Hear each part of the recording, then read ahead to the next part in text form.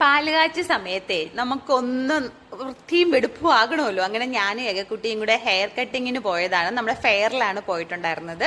അവിടെ ചെന്ന് ഏക്കുട്ടിയുടെ ഹെയർ വാഷിന് വേണ്ടിയിട്ട് ഇരുത്തിയിട്ടുള്ളതാണ്. അപ്പോൾ ഏക്കുട്ടിയുടെ ഫേസ് കണ്ടപ്പോൾ ഇങ്ങനെ, ഏക്കുട്ടി ഇതിനു മുമ്പ് ഇങ്ങനെ തന്നെയാണ് ഹെയർ കട്ട് ചെയ്തത്. പക്ഷെ ഇപ്രാവശ്യം എന്തോ നമുക്ക് ഇനി AC കൂടി തണുക്കുന്നതാണോ എന്തോ, വെള്ളവും കൂടെ ഒഴിച്ചപ്പോൾ തണുപ്പ് കൂടിയതാണോ എന്തോ, ആളിങ്ങനെ ഷിവർ ചെയ്യുന്നുണ്ടായിരുന്നു. പിന്നെ ഞാൻ അടുത്ത് പോയി നിന്ന് കുറച്ച് കഴിഞ്ഞപ്പോഴത്തേക്ക് ആൾ ഓക്കെ ആയിട്ടുണ്ട്.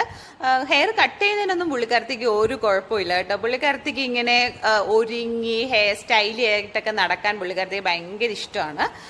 അങ്ങനെ കുട്ടിയുടെ മുടി ജസ്റ്റ് ഒന്ന് ട്രിം ചെയ്ത് ഫ്രണ്ടും ഒന്ന് കട്ട് ചെയ്തിട്ടുള്ളത് മാത്രമേ ഉള്ളൂ.